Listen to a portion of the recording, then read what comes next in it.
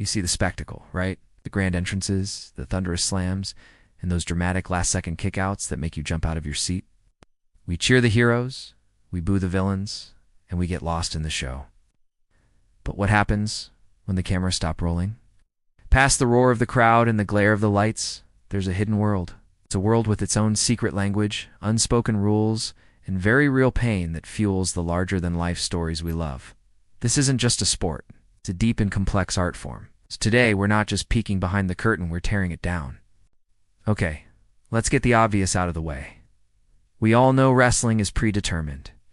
But what if I told you the real secrets have nothing to do with who wins or loses? They're about a hidden language spoken in the middle of the ring. Real-life heartbreak that fueled iconic characters and moves that were way, way more dangerous than they looked. Today, we're exposing the legendary wrestler secrets that will leave you speechless, starting with one you won't see coming. Some of the most important conversations in wrestling history never used a microphone. They happened in a whisper, with a quick glance, or a simple touch. This is the art of calling it in the ring. While the big, explosive moments, or spots, are usually planned backstage with agents, the actual flow of the match getting from point A to point B is often improvised on the fly. This is where the masters truly separate themselves from the rookies. Watch closely. Those wrestlers are constantly communicating. A headlock isn't just a rest hold, it's an office meeting. It's a moment for the performers to whisper the next sequence of moves. Check if their opponent is okay, or even change the entire plan based on how the crowd is reacting. You ever notice how many wrestlers have long hair? It's a perfect shield to hide their faces from the camera while they talk shop mid-match. But it goes beyond just talking. A quick slap on the back before a DDT might signal the move is on. No slap, and a counter is probably coming. Ding. Randy Orton has a famous tell. He claps his hands together right before hitting his signature power slam. If you don't see the clap, he's likely baiting his opponent. Even the referee is part of the conspiracy. When a ref checks on a downed wrestler, a gentle squeeze of the hand is their way of asking, "Are you okay for real?" If the wrestler squeezes back, they're just selling the move.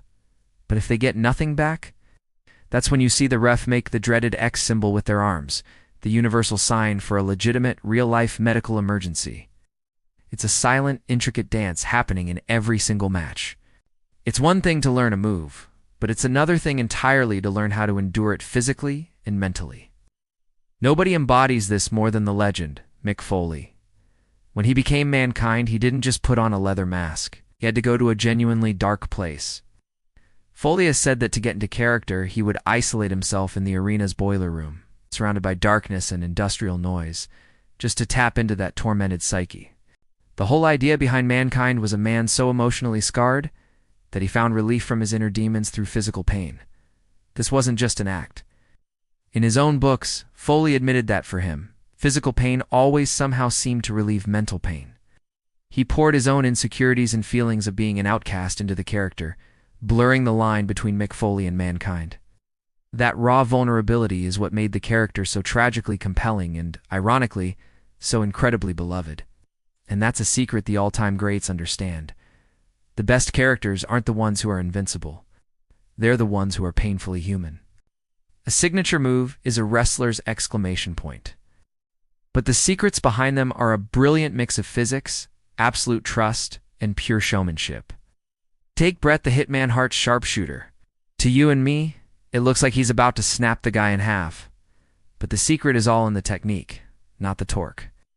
When Bret locked it in, he wasn't actually trying to crank his opponent's back. The secret is, he was performing a deep squat, supporting his own weight, while his opponent's only job was to sell it like it was the worst pain imaginable. The real drama came from the struggle, the desperate crawl to the rope saw part of the story. Then you have Macho Man. Randy Savage's diving elbow drop. It looked like a reckless, beautiful disaster from the top rope. But its secret was pinpoint precision and body control. He was a master at maximizing the visual for the camera, while minimizing the danger to himself and his opponent.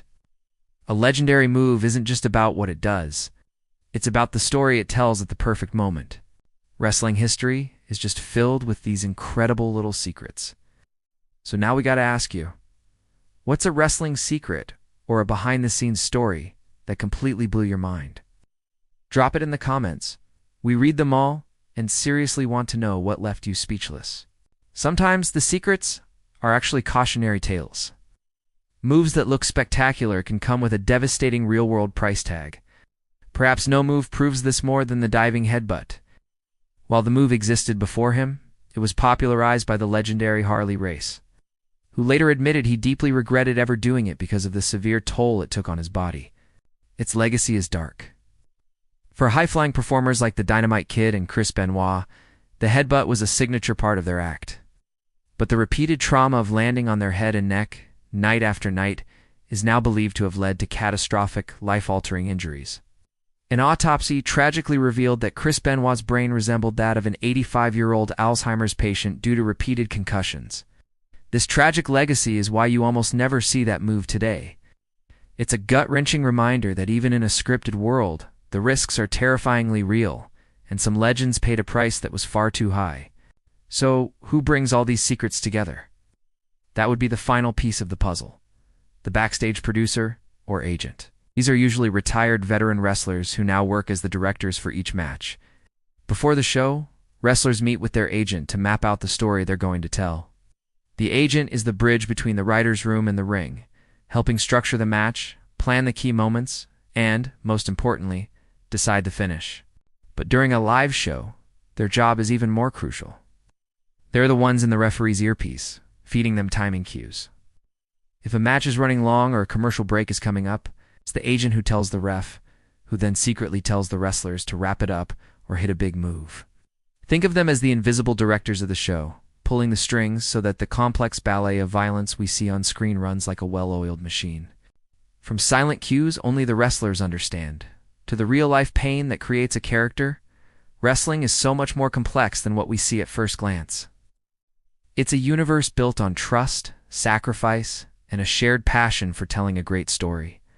The legends we love aren't just athletes. They're artists, magicians, and storytellers who put their bodies on the line to create these unforgettable moments.